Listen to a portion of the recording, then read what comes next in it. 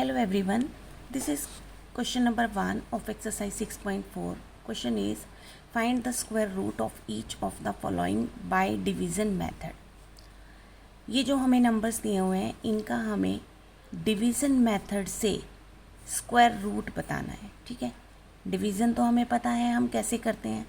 अब ये है कि डिवीज़न मेथड से हमें स्क्वायर रूट बताना है. तो उसके लिए देख लेते हैं कैसे करेंगे. तो सबसे पहले तो हमारा ये नंबर है 2304. इस नंबर को हम लिख लेते हैं.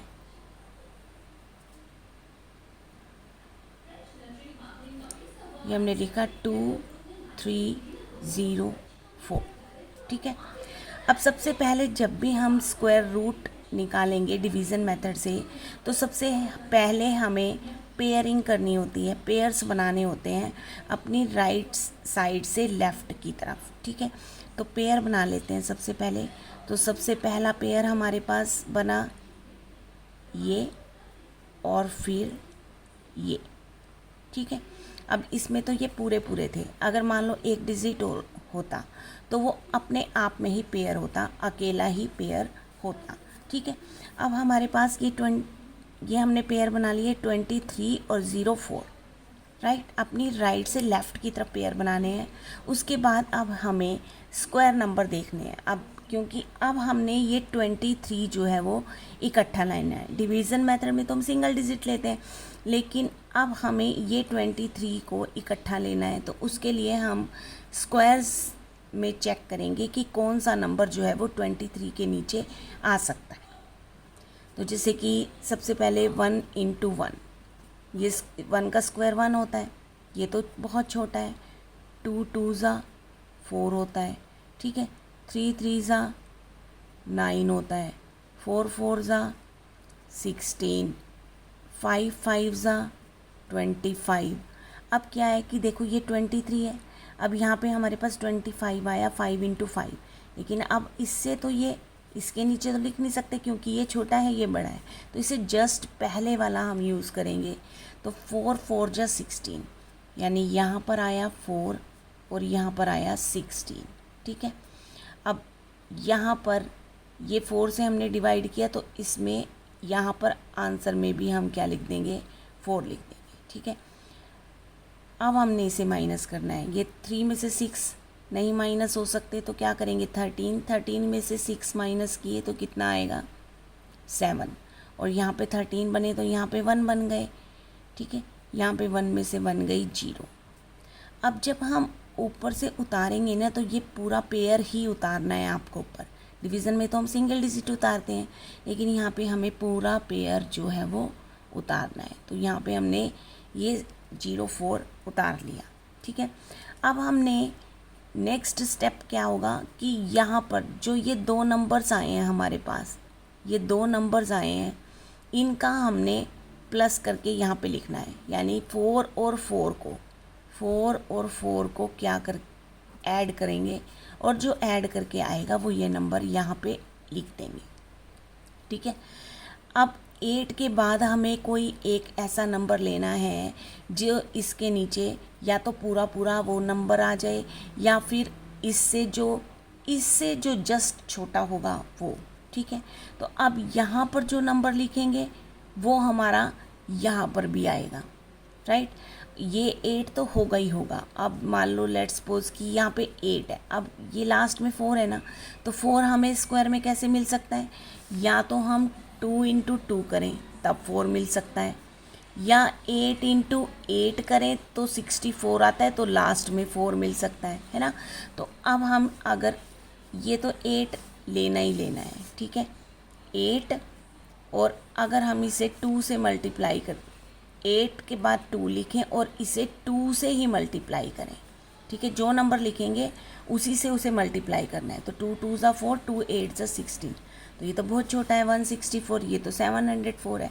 अब हमारे पास दूसरी ऑप्शन है कि हम इसे 8, यहाँ पर 8 तो लिखना ही लिखना है ये वाला. अब यहाँ पर अगर हम इसे 8 से 8 लिखें और 8 को 8 से ही मल्टीप्लाई करें. 8 × 8 = 64, 8 × 8 = 64 एंड 6 7. तो यहाँ पर हमें ये पूरा पूरा नंबर मिल गया. तो इसका मतलब हम यहाँ पर ये देखो यहाँ पर हम 8 लिखा हमने और 88 को हमने 8 से ही मल्टीप्लाई कर दिया। ठीक है, तो जब हम इसे मल्टीप्लाई करें तो कितना मिल गया हमें, 704 मिला, राइट। तो बस अब हम इसको यहाँ पे 704 लिख देंगे और ये जो 8 है वो यहाँ पर आ जाएगा।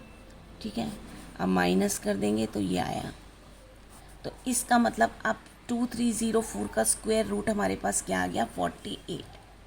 तो अब हम लिख देंगे यहाँ पे कि 2304 इसका जो स्क्वायर रूट आया वो 48 आया, करेक्ट। चलो सेकंड क्वेश्चन देख लेते हैं। सेकंड क्वेश्चन है हमारा, पहले तो हम नंबर ही लिख लेंगे 4489, राइट।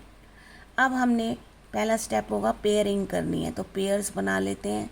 तो सबसे पहले ये पेयर बन गया और फिर ये वाला पेयर बन गया, 2 पेयर बन गए हमारे पास। अब हमने देखना है 44 के नीचे कौन सा स्क्वायर नंबर जा सकता है।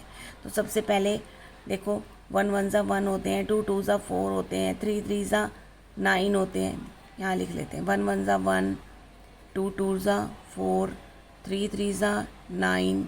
ठीक है, ऐसे करते जाएंगे। फिर 4 4 ज़ा 16, 5 5 ज़ा 25, 6 6 ज़ा 36, 7 7 ज़ा 49। अब हमारे पास 7 7 ज़ा 49 आए। ठीक है, लेकिन 49 तो ये जा नहीं सकते क्योंकि ये तो 44 है।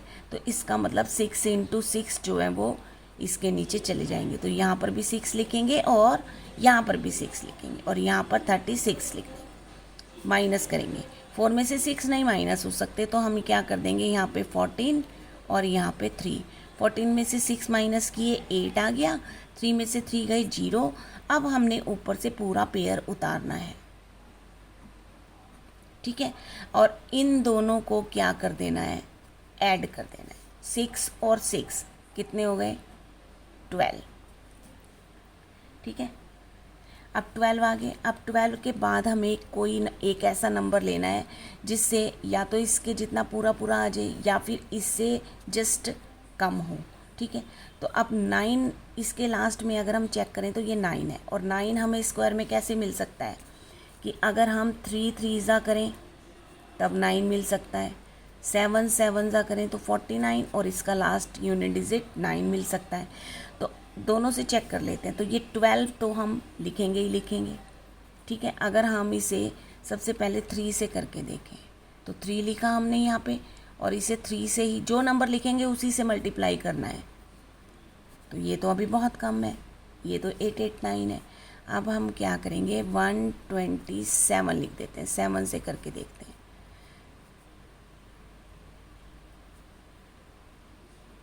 तो 7 से करके ये हमारा पूरा पूरा आ गया। तो यहाँ पर भी बस 7 लिखेंगे और यहाँ 7 को 7 से हमने मल्टीप्लाई करके देखा तो कितना आ गया हमारे पास, ये आ गया है ना। बस अब हम इसके नीचे लिख देंगे 889 और ये 7 हम लिख देंगे यहाँ पर, क्योंकि जो नंबर हम लिखेंगे वो ऊपर भी आएगा। माइनस करेंगे तो 0 0 0। तो दैट मीन्स कि 4489 का स्क्वायर रूट कितना आ गया, 67। ठीक है, थर्ड सम देखते हैं इसका, 3481। तो बस सबसे पहले तो हम लिख लेंगे इस नंबर को and then we will make the pair of them. तो ये 2 पेयर बन गए। अब ये है 34। अब 34 के नीचे स्क्वायर कौन सा जाएगा, 1 1 ज़ा 1 होते हैं, 2 2 ज़ा 4 होते हैं, 3 3 ज़ा 9 होते हैं, 4 4 ज़ा 16, 5 5 ज़ा 25। देखो 5 5 ज़ा 25, 6 6 ज़ा 36। ठीक है ना, ये 34 है, ये 36 है, तो इससे तो जाएगा नहीं। किससे जाएगा, 5 से जाएगा। यहाँ आया 5 5 ज़ा 25। माइनस कर दो। माइनस करने के लिए यहाँ पे 14 बने और यहाँ पे 2। 14 में से 5 माइनस किए 9 आया।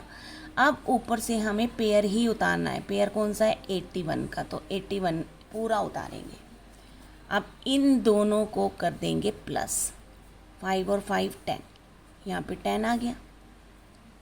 अब हमें एक नंबर एक ऐसा लेना है जिससे लास्ट में क्या है, 1 है, तो 1 किस किस में, कौन कौन सी ऑप्शन में आता है? देखो 1 इंटू 1 करें तब 1 आता है, और 9 9 ज़ा करें तब लास्ट में 1 आता है। तो हम इसे 1 0 1 0 और इसके बाद अगर हम इसे यहाँ पर 9 लिखें और 9 को 9 से ही मल्टीप्लाई करें तो आ गया ना। तो यहाँ पर हम 9 लिखेंगे और 9 को 9 से ही मल्टीप्लाई कर देंगे तो हमारे पास 981 आ गया। बस यहाँ पे भी 9 लिखेंगे और 981, तो इसका स्क्वायर रूट यानी कि 3481 का स्क्वायर रूट हमारे पास कितना आ गया? 59 आ गया। नेक्स्ट सम पे आते हैं। नेक्स्ट सम है हमारा 5 2 9।